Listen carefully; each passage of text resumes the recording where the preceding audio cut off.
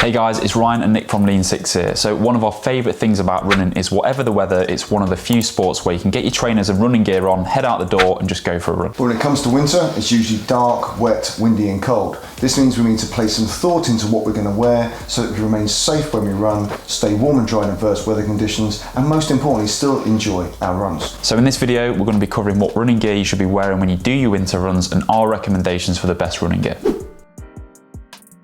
So we're going to start from the bottom and work our way up. Winter training is where most runners spend time building their strength, endurance and fitness levels. This means getting more miles on the clock. Your usual road or track shoes aren't going to cut the mustard in winter. You're going to need something with a bit more grip that's been designed for slippery, muddy trails and that's going to keep the water out. There's nothing worse than running with cold, wet feet. When it's freezing cold outside, your toes and fingers are the first things to feel it. Our body prioritizes our essential organs, pumping more blood around your core when it's cold. So if you combine cold weather with wet shoes, your run is going to be pretty miserable. This is why we suggest investing in a good pair of grippy, waterproof running trainers. We've put 3 of the best ones in the description below. Also, whatever shoes you decide to run in this winter, look after them. If your shoes are caked in mud and wet when you get back from your run, make sure you rinse them off, and what I do is stuff them with some newspaper. Doing this will also mean that you've got a dry, clean pair of trainers when you go out for your next run. Some people are tempted to stick them on the radiator, but this is going to dry them out too quickly and ruin your trainers.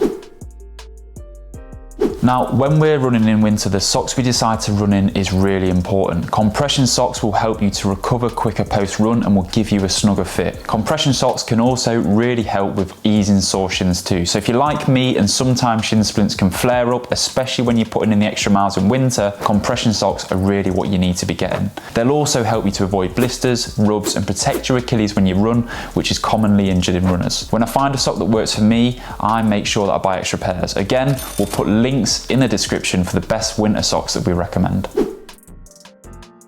When it's cold, I prefer to wear full-length tights. This keeps my legs warm, protects my Achilles, and well, keeps everything else in place. Now, this is personal preference. Some runners prefer to wear shorts throughout winter, as some feel too restricted in full-length tights, which we get, as this can lower your knee lift, reduce your stride length, and ultimately the speed that you can run at. What you can also find with full-length tights is that when it's raining, they tend to soak up the water, which can restrict movement, make them heavy, and you find them falling down, and nobody wants to see that when you're running. The compromise, if you're not quite ready to run in shorts, is loose-fitting runner trousers. Again, we've put some of the best ones in the description below. So when it comes to what you wear on your upper body, a rule of thumb here is be bold and start off cold. If you've been sat down in a warm office all day, it's going to feel cold when you step outside. Usually what we find as we start to warm up is a lot of the layers come off. So there's a little bit of planning involved when it comes to layering your upper body. What's the weather like outside? Is it raining? What's the temperature?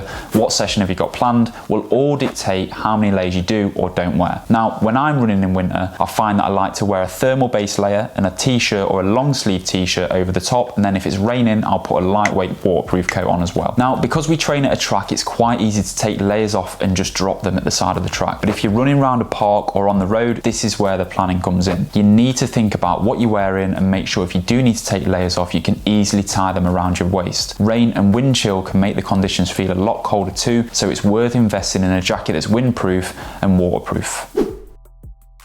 Earlier in this video, we spoke about when conditions are colder, the body aims to keep your core warm and takes blood away from your extremities like your hands and feet. Now, your head and your ears are where you lose most heat from, so it's a good idea to wear a hat in winter to keep your head and your ears warm. Now, when you run, if you're struggling to breathe or your nose is running, we'd recommend getting either a snood or a buff. If you're struggling to breathe during outdoor exercise, it is likely you're suffering from something called exercise-induced bronchoconstriction, or EIB for short. This is where you are breathing in air that is cooler and drier than the air in your lungs. Now, the symptoms can include trouble breathing, coughing, chest pain, chest tightness or wheezing, breathing that makes a hoarse, squeaky or whistling sound. Now, we found a great way to minimize the effects of EIB when training is to wear a snood. When the temperature drops, it warms up the air you're breathing and makes breathing easier when you run. And also for me, gloves are really important for my winter runs, simply because my hands are the first things to feel the cold. And when I haven't worn gloves, trying to type a message on my phone afterwards is near on impossible. And we all know that everything you do is just a bit harder when you can't use your hands. Having a few different types of gloves can be really useful. So a thin cotton pair to keep your hands warm and a waterproof pair for when it's raining so your hands don't feel like blocks of ice. The colder it is, the more time you're going to want to spend warming up. The last thing you want is to pull a muscle in the cold, especially if it's a longer session or some speed work. If you click on the pop-out banner appearing now, we've made a 7-minute pre-running warm-up routine that will make sure that this doesn't happen, so go and check that out. And there'll also be a link to this in the description too. Now, when you finish running, what you do next is really important. If you're cold and wet and you just stay in those clothes, you're increasing your chances of getting ill and having to take time off from running. The best thing you can do when you finish your run is get out of your cold and wet clothes and into some dry ones. What most people would do is get straight in the shower. Don't. You'll get chilblains, and if you've ever had them, you'll know how painful they are. So finish your run, get into some dry clothes, have a hot drink, and do a cool down before you get in the shower. When it gets to winter, the chances are you're going to be spending more time running in the dark, whether that's in the mornings or in the evenings. Some running clothing and footwear has reflective elements built into it, but wearing a high-vis vest will help you get seen and stay as safe as possible. A really good investment is a head torch. We use these a lot when we're running early in the mornings, and they really help you to be able to see where you're going and avoid dips in the ground that could potentially give you an injury. It's too late for you. You're already in the hole. Also, if you're running on the road, think about wearing some sort of light on your back so that traffic coming up behind you can see you.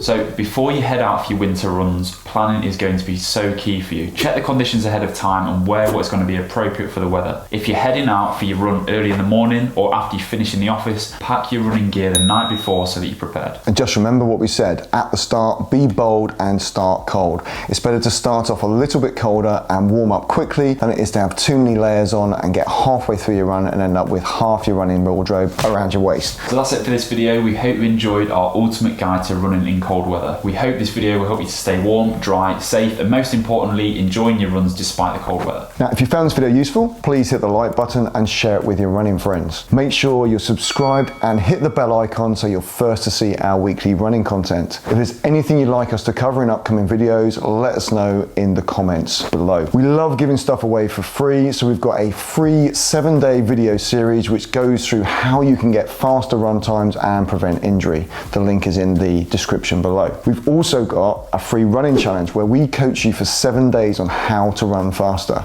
We've put the link in the description below too. Thanks for watching. See you in the next, guys.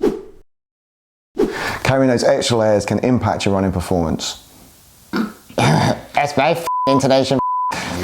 Importantly, enjoying your runs despite the cold weather.